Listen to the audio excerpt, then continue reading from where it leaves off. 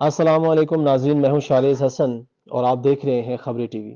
ناظرین، پاکستان کے باقی سارے مسائل سمیت آج کل جو ایک چیز چمہ گوئیوں میں ہے وہ ہے عدت۔ عدت میں نکاح جائز ہے یا ناجائز ہے؟ یہ جو ٹاپک ہے، یہ جو عوام میں چمہ گوئیاں ہو رہی ہیں، یہ کس حوالے سے ہے؟ اس کا تعلق ڈائریکٹ اس کیس سے بنتا ہے جو کہ سابق وزیر اعظم اور ان کی اہلیہ کے نکاح کیس جو عدالت میں چل رہا ہے، اسی ضمن میں یہ چمہ گوئیاں عام ہوئی ہوئی ہیں۔ تو اسی حوالے سے آج ہم موجود ہیں دارالافتاء لال مسجد اسلام آباد میں، اور اسی حوالے سے عدت کے بارے میں موقف جانے کی کوشش کریں گے جناب کسی تعارف کے محتاج نہیں ہے مولانا عبدالعزیز صاحب سے، کہ یہ عدت میں نکاح کرنے کے حوالے سے شریعت کیا کہتی ہے۔ بہت شکریہ علامہ صاحب آپ کے وقت دینے کا۔ علامہ صاحب، ہماری عوام کو بتائیے گا کہ عدت کیا ہے ایکچولی۔ دیکھیے، بات یہ ہے کہ آپ نے جو سوال کیا وہ وزیر اعظم صاحب کے متعلق کہ عدت میں جو نکاح ہے تو اس کے متعلق سوال کیا ہے، اور یہ تو ہم سب کے سامنے پورے ملک میں چل رہا ہے، جی اور بڑا المیہ اور بڑا افسوس اور دکھ بھی ہوتا ہے جی کہ جو ملک قرآن و سنت کے نفاذ کے لیے بنا تھا، جی اسی ملک میں ایک سابق وزیر اعظم کے متعلق ایک بحث ہو رہی ہے، اور پوری دنیا کے سامنے ہمارا جو جگ میسج جا ہسائی ہو رہا رہی ہے ہے، ایک جگہ قسم سائی کی۔ ہو رہی ہے کہ اتنے بڑے عہدے پر وزیر اعظم صاحب تھے، اور پھر ان کے ساتھ شادی ہو رہی ہے، پھر ان کے ساتھ وزیر اعظم اکیلا نہیں ہوتا، وزیر اعظم کے ساتھ ایک بہت بڑی جماعت ہوتی ہے جو اس کو دیکھ رہی ہوتی ہے۔ تو یہ المیہ صرف اس ایک کیس کا نہیں بنتا، بلکہ پورے ملک کے نظام کا بنتا ہے کہ ہمارا نظام جو ہے وہ اتنا بوسیدہ ہے اور اتنا خراب ہے کہ اس میں اتنی تعلیم ہی نہیں ہے کہ وزیر اعظم کو تعلیم ہو، اور اس کے ساتھ ساتھ وزیر اعظم کے ساتھ ہزاروں افراد ساتھ شامل ہوتے ہیں، ان کو پتا ہو کہ عدت کے اندر نکاح ناجائز ہے، حرام ہے۔ اور پھر یہ صرف ان کا نہیں ہے، ہمارے جناب عمران خان صاحب کا، یہ المیہ ہمارے تمام جو اوپر بیٹھے ہوئے ہیں، اب تک وزرائے اعظم آئے ہیں، جنرل یحییٰ خان کی داستانیں سب کے سامنے ہیں، جی اور اس سے پہلے جو ہمارے جو ہے کتابیں چھپ چکی ہیں کہ پارلیمنٹ سے بازار حسن تک، اور اس میں ایک نہیں ہے مسئلہ، اصل جو فالٹ ہے وہ ہمارے نظام کا ہے کہ ہم نے یہ ملک 20 لاکھ افراد کی قربانیوں سے حاصل کیا تھا قرآن و سنت کے نفاذ کے لیے، حالانکہ وہ وقت آ چکا تھا کہ انگریز یہاں سے جا رہا تھا، کیونکہ 50 لاکھ ایک اوسط اندازہ یہ ہے، جب انگریز کے خلاف جہاد ہوئی تھی، جنگ آزادی لڑی گئی تھی، تو 50 لاکھ افراد شہید ہوئے تھے۔ لیکن انگریز نے جاتے ہوئے ایک چال چلی، اور وہ چال یہ چلی کہ پاکستان اور ہندوستان کو 2 حصوں میں تقسیم کیا، اور اپنے مقاصد کے تحت ہمیشہ ہی استعمال ہوتے رہے۔ جیسے افغانستان میں جب تک امریکہ کی ضرورت تھی تو افغانستان کا جہاد جہاد تھا، جی لیکن جب ضرورت نہیں تو وہ دہشت گردی بن گیا۔ تو یوں ہی پاکستان میں بھی کیا گیا کہ پاکستان میں جاتے ہوئے جب یہاں سے انگریز جا رہا تھا تو اس نے اس کو 2 حصوں میں تقسیم کیا، ایک ہندوستان بنایا اور اس کو پاکستان بنایا، اور نعرے لگا دیے پاکستان کا مطلب کیا، لا الہ الا اللہ۔ لیکن لا الہ الا اللہ کی حکمرانی تو آج تک نہ آ سکی۔ اگر لا الہ الا اللہ کی حکمرانی صرف یہ ہے کہ مساجد مدارس ہیں تو وہ ہندوستان میں ہم سے زیادہ ہیں اچھا، اور بڑے ہیں۔ قطع کلامی معاف علامہ صاحب، ہمیں اب اس چیز کی ضرورت ہے سمجھنے کی، اسپیشلی ہمارے ویورز کو، کہ اگر عدت میں نکاح ثابت ہو جائے تو شریعت اس بارے میں کیا موقف اختیار کرتی ہے؟ آیا اس کی سخت ترین سزا تجویز دیتی ہے یا کوئی جو ہے نا جرمانہ وغیرہ عائد کرتی ہے جس طرح کے ہمیں ملتے ہیں؟ تو اس حوالے سے شریعت کیا کہتی ہے شریعت تو دیکھیے یہ کہتی ہے نا کہ عدت میں نکاح ناجائز ہے، عدت میں نکاح ناجائز ہے، ہمیں؟ اور عدت کی اس کی سزا کیا ہوگی، وہ کیا ہوگی مفتی صاحب؟ ہیں؟ گناہ کبیرہ ہے، تو اس کی سزا تو گناہ کبیرہ ہے، تو اس میں جو ہے وہ ان کو توبہ کرنا چاہیے، اور توبہ طائب صرف ان کو نہیں، میں پھر وہ یہ کہوں گا کہ پورے نظام کو توبہ طائب ہونا چاہیے۔ اچھا علامہ ہمارا صاحب، پورا نظام کرپٹ ہے، اور یہ صرف عمران خان صاحب نہیں ہے، یہ تو عمران خان صاحب کو پہلے، ایک کیس ہمارے سامنے آیا ہے۔ عمران خان صاحب کو اسی نظام کے جو کارندے تھے انہوں نے ہیرو بنایا اور ان کو آگے لائے، اور اس کے بعد صرف یہ ایک ان کا نہیں ہے، اگر آپ تحقیق کریں گے تو یہاں ایک بڑی لمبی داستانیں جرنیلوں کے متعلق ملیں گی، جی جی لمبی داستانیں وزیر اعظم کے متعلق ملیں گی، صدر کے متعلق ملیں گی، فوجی افسران، پولیس افسران، ایجنسیوں کے افسران، سارے کے سارے جو ہے ایک بہت بڑی تعداد جو اس کاموں میں ملوث ہے. یہاں تو انہوں نے نکاح کیا نا، جی تو وہاں تو نکاح کے بغیر ہی معاملات چل رہے ہیں. جی ٹھیک ہے، انہوں نے جو کیا ہے اگر جان بوجھ کر کیا ہے اور ان کو علم تھا اور پھر بھی کیا ہے تو بہت بڑے گناہ کا ارتکاب کیا، اور نکاح منعقد نہیں ہوتا اس سے. لیکن اگر ان کو پتہ نہیں تھا تو پھر تو علامہ توبہ صاحب، طیبہ. جو دولہا ہیں، میں تو انہیں دولہا کہوں گا، سابق وزیر اعظم عمران خان صاحب، ان کا موقف یہ تھا کہ عدت کمپلیٹ ہو چکی ہے، اور جو دلہن ہے ایکچولی جن کے اوپر بلیم ہے، کیونکہ جو دلہن ہوتی ہے، جو خاتون ہوتی ہے، اسی کو پتا ہوتا ہے کہ میری عدت آیا کمپلیٹ ہے یا نہیں ہے. دلہن کا بھی یہی موقف سننے میں آیا ہے کہ دلہن نے یہ بیان دیا ہے کہ میرا جو پہلا نکاح کی جو طلاق ہوئی تھی وہ 2018 میں ہوئی، 17 میں ہوئی، اور جو نکاح ہوا عمران خان صاحب کے ساتھ وہ 2018 میں ہوا. تو ان کا موقف بھی سنا عدالت نے، اور جو نکاح پڑھایا مفتی سعید صاحب نے، ان کی بھی ایک ویڈیو چلی عدالت میں جج صاحب کے سامنے کہ یہ جو نکاح ہوا ہے، نکاح کے دوران، نکاح سے پہلے انہوں نے دلہن سے سوال کیا کہ کیا آپ کی عدت کمپلیٹ ہو چکی ہے؟ تو جو دلہن تھی بشرا بی بی، انہوں نے یہ جواب دیا کہ جی میرا عدت کمپلیٹ ہو چکی ہے. تو کیا یہ موقف سننے کے بعد بھی، ٹھیک ہے، قاضی کا ایسا فیصلہ دینا درست ہے، یا شرعی حیثیت میں اس کو کیا ہم کس طرح دیکھ سکتے ہیں ہم اس کو؟ دیکھیے یہ بات تو تحقیق پر جائے گی نا. ابھی تو جو خبریں آ رہی ہیں وہ تو میں تو سمجھتا ہوں اس کو ایک میڈیا کے زینت بنانا بھی نہیں چاہیے تھا. ہمارے ہاں چونکہ اب اس وقت عمران خان صاحب کے خلاف ایک فضا بنی ہوئی ہے جی ہماری جو اسٹیبلشمنٹ ہے، اس وجہ سے. ورنہ اگر اس کے علاوہ اگر بہت ساری داستانیں تحقیق کی جائے، اب بلاول بھٹو شادی کیوں نہیں کر رہا؟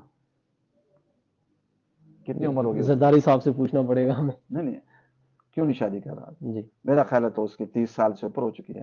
یہاں بچے، حقیقت ہے اللہ نے جیسے ایک انسان کے غذا کی خواہش رکھی ہے، وہ فطری ہے، ایسے ہی 11-12 سال کے بعد اس میں خواہش پیدا ہونی شروع ہو جاتی ہے. بعض اوقات جلد بھی ہو جاتی ہے. انسان مجبور ہوتا ہے، ایک بے بس ہوتا ہے، لاچار ہوتا ہے. اللہ نے ایک سسٹم بنایا ہے، وہ اس کا نظام ہے. تو اتنی عمر میں وہ شادی کیوں نہیں کر رہا؟ اس کا مطلب ہے کہ یہ خود اگر اس کی تحقیق کی جائے گی تو اس میں بہت سارے مسائل سامنے آ سکتے ہیں. تو مسئلہ یہ ہے کہ یہ سارا نظام دجالی نظام ہے، اور سارا نظام کفریہ نظام ہے، اور بے حیائی فحاشی پورے ملک میں پھیلی ہوئی ہے. بدکاری کے اڈے، زنا کے اڈے، شراب کے اڈے. اور ہمارا جو نظام تعلیم سکول و کالج کے اندر چل رہا ہے، یونیورسٹیوں کے اندر چل رہا ہے، ابھی بھاول یونیورسٹی کے جو مسائل جی جی سامنے آئے، بالکل. یہ سارا نظام بوسیدہ ہو چکا ہے. یہ ویسے ہی باطل ہے اور اب تو بالکل ہی ختم ہو چکا ہے. اس لیے میں تو سمجھتا ہوں کہ اس طاغوتی نظام کے خلاف ساری امت مسلمہ اور ساری پاکستانی قوم پر فرض ہے کہ وہ اس نظام کے خلاف جہاد کریں. ووٹ مسائل کا حل نہیں ہے. ووٹوں کے ذریعے سے اسی طرح عمران خان صاحب تو ووٹوں سے آئے تھے نا. جی اس وقت ان کو پسندیدہ تھے تو ان کو لے بھی آئے. آج ان کو گلے بھی پڑ گئے کہ قوم ان کو نہیں چھوڑ رہی. اب نواز شریف کو لانا چاہ رہے ہیں، پہلے نواز شریف کو ہٹا دیا. تو یہ سارا ہمارا جو جمہوری نظام ہے یہ دجالی نظام ہے، اور میں سمجھتا ہوں کفریہ نظام ہے. اس کا اسلام سے کوئی تعلق نہیں ہے.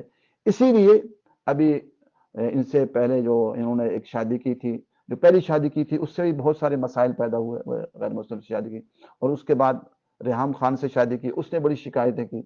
اب خاور منیکا صاحب کی جو خبریں چل رہی ہیں، اس سے پوری دنیا میں ہمارے پاکستان کی جگہ سائی ہو رہی ہے. میں تو سمجھتا ہوں کہ ہماری اسٹیبلشمنٹ کو بھی سوچنا چاہیے. ان کے پاس کوئی نیک لوگ نہیں ہیں اچھا. ملک میں، کوئی قوم میں اچھے نیک صالح متقی پرہیزگار لوگ نہیں ہیں کہ وہ انہی قسم کے لوگوں کو سامنے لاتے ہیں. پھر ان کے جو کرپشن کی داستانیں، پھر ان کی بے حیائی کی داستانیں، ان کی فحاشی کی داستانیں جنرل یحییٰ سے لے کے اب تک آ رہی ہیں. تو خدا کے لیے رحم کریں اس قوم جی پر، اور پوری دنیا کے لیے جگہ ہسائی کا باعث بس نہ. ہم نہ بنیں. علامہ صاحب، بلاول بھٹو صاحب کی آپ نے بات کی، تو بلاول بھٹو صاحب سے میڈیا نے سوال کیا تھا کہ آپ نے شادی کیوں نہیں کی، آپ کتنی دیر ہے؟ تو انہوں نے جواب دیا تھا کہ میرے لیے دلہن میری بہنیں پسند کریں گی. تو کیا آپ ہمارے تھرو ان کی بہنوں کو کوئی پیغام دینا چاہتے ہیں کہ ان کے لیے جو ہے نا دلہن جلدی تلاش کریں، تاکہ ان پہ جو ایک بلیم آ رہا ہے، جو ان پہ انگلیاں اٹھ رہی ہیں، وہ کم ہو سکیں؟ میں تو کہتا ہوں کہ ایسے آدمی کو وزیر اعظم کے لیے ان کو لایا جا رہا ہے نا، کہ وزیر as a Azam bin candidate ان سکے. کو ہاں، پیش کیا جا رہا ہے. تو وزیر اعظم تو ایسے آدمی کو بنانا ہی نہیں چاہیے. وہ قوم کی بیٹیوں کے ساتھ پتہ نہیں پھر کیا سلوک کرے گا، جیسے عمران خان صاحب نے کر دیا. وہ ان کی ایک نہیں، ایسی اور بہت ساری خبریں ایسی گردش کر رہی ہیں کہ ایسے واقعات ہوئے ہیں. ہم پھر بلاول بھٹو کو لا رہے ہیں، اور ایسے واقعات ایک نہیں ہیں، بہت سارے ہیں. اس لیے قرآن و سنت کی روشنی میں تو یہ سارے 99% لوگ پیپل پارٹی کے، مسلم لیگ کے، اور تحریک انصاف کے، جمعیت علماء اسلام کے، اور یہ ساری جماعتیں مہاجر ایم کیو ایم کے، یہ 99% لوگ تو کوئی کسی شعبے کے اوپر نگران سربراہ بننے کے اہل ہی نہیں ہے.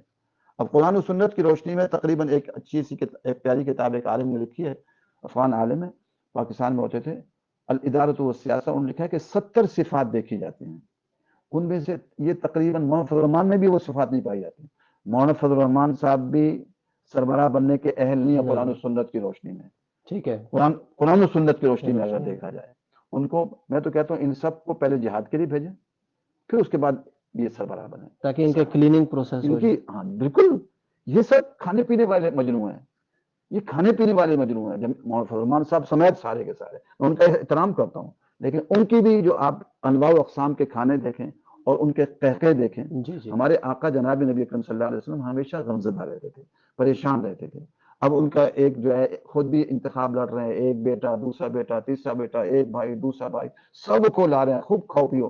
اور آج تک انہوں نے کیا کیا ہے؟ کبھی ایک مرتبہ انہوں نے دھرنا دیا کہ اسلامی نظام نافذ کیا جائے؟ آج تک نہیں. آج تک انہیں دھرنا دیا ہے کہ جی اسلامی نظام نافذ کر لیا جائے، نہیں تو ہم جو ہے وہ یہ کر دیں گے؟ کوئی دھمکی دی ہوتی انہوں نے؟ آج تک انہوں نے اسلامی نظام کے لیے کبھی کوئی دھمکی نہیں دی. اور دجل فریب اتنا ہے ان میں، قیامت کے دن اللہ ان سے پوچھے گا. وہ جب بھی آتے ہیں نا تو اپنے جو یہ ان کے ملین مارچ ہو رہے تھے تو ناموس رسالت ملین مارچ. اب ناموس رسالت ایسا ایک لفظ ہے کہ اس کا ہے بھی مقدس نام، لیکن کوئی پوچھے گا بھی نہیں کہ آپ نے جو ملین مارچ کیا اس کا منزل کیا بنے گی. وہ جو ناموس رسالت تھا، یہ نہیں کہہ سکتے کہ قرآن و سنت کا نفاذ ملین مارچ برائے قرآن و سنت کے نفاذ کے لیے، یا بے حیائی کے خاتمے کے لیے، فحاشی کے خاتمے کے لیے، عریانی کے خاتمے کے لیے، عدالتوں میں قرآن و سنت کے نفاذ کے لیے ملین مارچ کر رہے ہیں. قرآن و سنت کے نفاذ کے لیے نہیں، یہ لفظ نہیں کہیں گے. کیا کہیں گے؟ ناموس رسالت کے لیے ملین مارچ. اور اس کے بعد ناموس رسالت کے بعد کیا ہوا؟ جب ملین مارچ ہو گئے اور ان کی حکومت بن گئی پی ڈی ایم کی، آ کے وزارتیں لے لی، اللہ خیر صلی اللہ، ناموس رسالت ہو گئی. اچھا، یہ سارے کا سارا میں تو کہتا ہوں جمعیت علماء اسلام کو سب سے پہلے کل عدم قرار دینا چاہیے. یہ جو قوم کے ساتھ دھوکہ کر رہی ہے، باقی تو چلو دین نہیں جانتے، باقی تو دین نہیں جانتے، یہ تو دین جانتے نا. لیکن انہوں نے آج تک قرآن و سنت کے نفاذ کے لیے کتنی قربانیاں دی ہیں، کتنے شہید ہوئے ان کے، کتنے جیلوں میں گئے قرآن و سنت کے نفاذ کے لیے؟ کوئی بھی نہیں. کتنے جیلوں میں گئے قرآن و سنت کے نفاذ؟ یہ خود بھی جیل میں گئے جمہوریت کے لیے، سر سیٹوں کے لیے. ورنہ آج تک یہ بتائیں کہ قرآن و سنت کے نفاذ کے لیے کتنی مرتبہ یہ جیلوں میں گئے ہیں. صحابہ کرام نے قربانیاں دی، بدر میں قربانیاں، احد میں قربانیاں، خندق میں قربانیاں. اور وہ جو قربانیاں دیتے ہیں انہیں یہ دہشت گرد کہتے ہیں کہ یہ دہشت گرد. اور وہی دہشت گرد جب حکومت میں افغانستان میں آ جاتے ہیں تو ملنے جا رہے ہیں جی ہم دہشت. یہ سارے کے سارے مطلب کے جا رہے ہیں. اس لیے اس وقت انتخابات ملک کے مسائل کا حل نہیں ہے، ملک کو خانہ جنگی کی طرف جھونک دیں گے. میں تو یہ کہوں گا انتخابات ملتوی کیے جائیں اور یہ سارے جتنے امیدوار ہیں نا ان سب کو کشمیر کی طرف جہاد کے لیے بھیج دیں. کشمیر جب فتح ہو جائے گا نا اور یہ کہیں بابری کی مسجد کی جگہ، کیونکہ انہوں نے مندر بنایا، ہمارے ذمہ فرض ہے ہم دوبارہ جائیں. اب انہوں نے ایک اور مسجد بھی گرا دی ہے جو 600 سال پرانی تھی. اس لیے تمام امیدواروں کو ہندوستان کی طرف جہاد کی طرف روانہ کریں، اور جو لوگ فتح کر لیں گے نا ہندوستان کو اس کے بعد ان کو دیکھیں گے کہ ان کو سربراہی دی جائے اور ان کی قربانی کی بقدر دی جائے. علامہ صاحب آپ کو کاٹ رہا ہوں کیونکہ وقت کی کمی ہے. علامہ صاحب آپ نے مولانا فضل الرحمان کی بات کی، یعنی جو دینی پولیٹیکل پارٹیز ہیں ان کی بات کی، جو باقی پولیٹیکل فگر ہے سب کی آپ نے بات کی. تو کیا آپ سمجھتے ہیں کہ یہ جتنی بھی خرابیاں ہیں یہ انگریز کی بنائی ہوئی نظام کی وجہ سے ہیں؟ کیا ہم نے اس میں کوئی بہتری کی کوشش کی ہے؟ ہمیں بہتری اس نظام میں کیسے بہتری کی کوشش کریں گے؟ یعنی یہ ایسے ہے انگریز کہ کا جیسے بنایا آپ ہوا کہیں گے نظام. جی شراب ہے، اب شراب کے اندر کچھ ہم بہتری کی کوشش کر رہے ہیں، شراب کے اندر یا جوئے کے اندر یا سود کے اندر ہم بہتری کے ہے نظام کرپٹ نظام ہے. تو اس لیے اب ایک میں نے آج دیکھا کہ جمعیت کی طرف سے ایک جو ہے وہ سکھ کینڈیڈیٹ بھی ہے، امیدوار بھی ہے جی کہ سکھ بھی آ رہے ہیں. تو کیا صحابہ کرام کے دور میں خلفائے راشدین کے دور میں کہیں کوئی غیر مسلم بھی ہوتے تھے ان کے ادوار میں؟ کہاں ہوتے تھے؟ یہ سارا دجالی نظام ہے. اس لیے ملکی مسائل کا حل قرآن و سنت کا نفاذ ہے، اور یہ جو انگریز کا عدالتی نظام ہے یہ ختم کرنا ہوگا. یہ ساری فساد کی جڑ، ہماری ریڑھ کی ہڈی جو ہے وہ عدالتی نظام ہے، اور عدالتی نظام ہی بگڑا ہوا ہے، وہ سارا انگریز کا نظام ہے. آج بھی جا کر دیکھیں، میں نے کتنی مرتبہ مناظرے مباحثے کے چیلنج دیے ہیں، جو اس کو اسلامی کہتے ہیں، یہ جمعیت علماء اسلام اسلامی کہتی ہیں، میں ان کو مناظرے مباحثے کا چیلنج دیتا ہوں کہ یہ اسلامی نہیں ہے، یہ کفریہ ہے، اور آئین اس کفریہ قوانین کا محافظ ہے، تو وہ بھی کفر ہوا. جو کفریہ قوانین کو قانون کا درجہ دے آئین، تو وہ بھی کفر ہے. تو اس لیے میری گزارش یہ ہے کہ اس ملک میں قرآن و سنت کے نفاذ کی بھی فکر کرنی چاہیے، ورنہ ایسا ایک عمران خان کا مسئلہ نہیں ہے، انہوں نے تو پھر بھی چلو نکاح کیا نا عدت میں، غلط ہے وہاں تو. یہاں تو کتنے ایسے واقعات موجود ہیں، لاکھوں. یہ ہمارے حکمران نکاح کے بغیر ہی بہت کچھ کرتے پھرتے ہیں. علامہ صاحب اختتام کی طرف بڑھوں گا. عمران خان صاحب کے بارے میں دوبارہ بات کریں گے. لیٹ سپوز کہ عمران خان صاحب اور بشرا بی بی کا جو نکاح ہے وہ جائز طریقے سے ہوا ہے، اس میں جو ہے عدت شامل نہیں تھی، تو غلط فیصلہ دینے پر جو قاضی ہیں، جو جج ہیں، ان کے بارے میں شریعت کیا کہتی ہے، کہ ان کے بارے میں کیا سزا ہے؟ غلط فیصلہ دینے میں کے بارے میں شریعت کا کیا حکم ہے؟ اگر انہوں نے عدت میں نکاح کیا ہے اور قاضی کی تحقیق سے ان کو ثابت ہو جاتا ہے کہ انہوں نے نکاح صحیح کیا، پھر غلط فیصلہ کرتے تو گناہ گار ہوں گے، گناہ کا ارتکاب کریں گے. لیکن میں پھر بھی عرض کروں گا کہ ہماری ساری سوئی اٹکی ہوئی ہے عمران خان پر.